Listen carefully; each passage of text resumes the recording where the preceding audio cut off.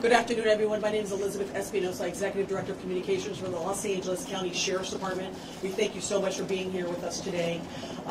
In the order of speakers that we will have today will be LA County Fire Chief Daryl Osby, and then we will have LA County Sheriff Alex Villanueva come to the podium. Thank you.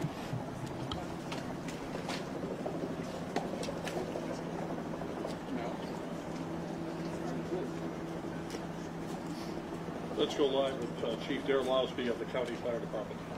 Good afternoon. My name is Daryl Osby, and I'm the Fire Chief of the Los Angeles County Fire Department.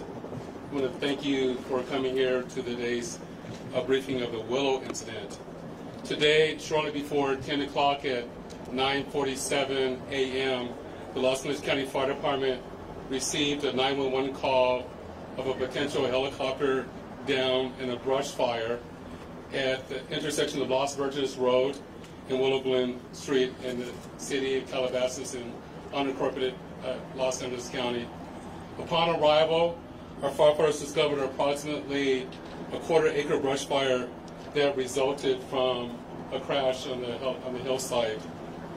The Los Angeles County Fire Department initial response was 15 pieces of apparatus and 56 personnel that consisted of paramedics, engine company, heavy rescue, truck company, hand crews, and aircraft, and a chief officer to oversee the incident. Upon arrival, during the incident, and upon arrival of the Sheriff's Department, our two respective departments entered into unified command to handle this incident. Our firefighters on scene indicated that there was a debris field in steep terrain with a quarter-acre brush fire that was occurring at the time. Our firefighters hiked in to the accident site with their medical equipment and hose lines to extinguish the stubborn fire, as it included the brush fire, debris from the helicopter, and the fire also included magnesium, which is very hard for our firefighters to extinguish because magnesium reacts with oxygen and water. In addition to our firefighters hiking into the incident, we had one helicopter flying to the incident with firefighter paramedics on board. Those paramedics were hoisted down to the incident early into the incident. They did a search of the area for survivors. Unfortunately, all the survivors on board were determined to have been perished. Firefighters and hand crews worked to extinguish the fire while carefully preserving the incident for investigation. Currently, this investigation is still ongoing. I would like to turn this over to my sheriff to continue the press briefing.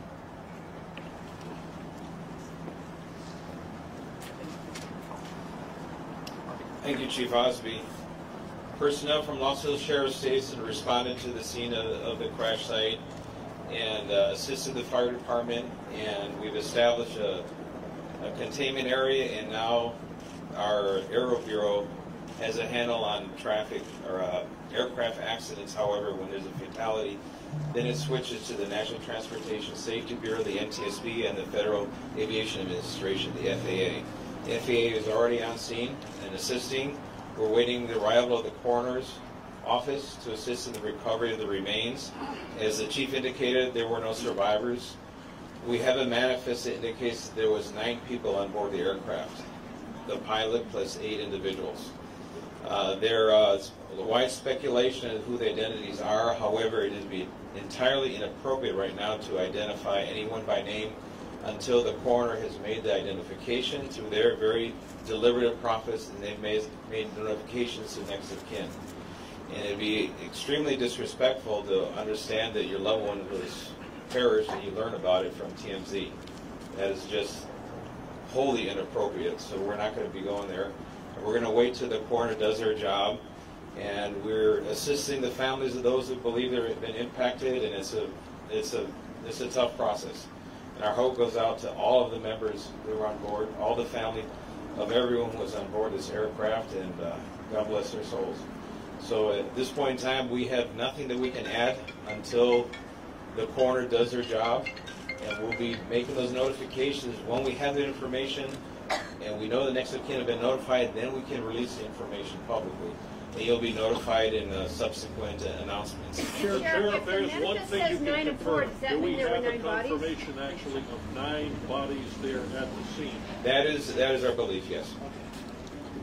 So we realize at this point there are so many questions. There's a lot of information out there, and again, we understand.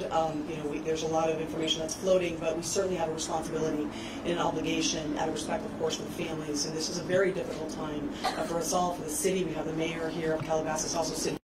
We thank them for being here, and in fact they wanted to pass on a message that for those in the community that want to gather here or coming to Calabasas, if you do, you are welcome to join others at the Dianza Park here in Calabasas, and the cross streets there are Los Hills and Las Virgenes. Also, the Sheriff's Information Bureau will be sending out updates as to when there will be, if there is one, a press advisory out, a notification of another press conference or any other updates through our Twitter. So please look for that. And again, we thank you so much for being here today.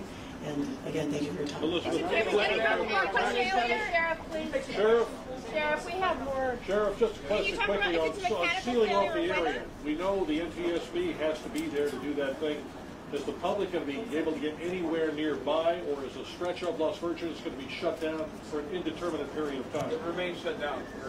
Is it How really big of an area? Any idea? still on Enough site? to keep it. Can you confirm there was heavy fog in the area? That's Daryl being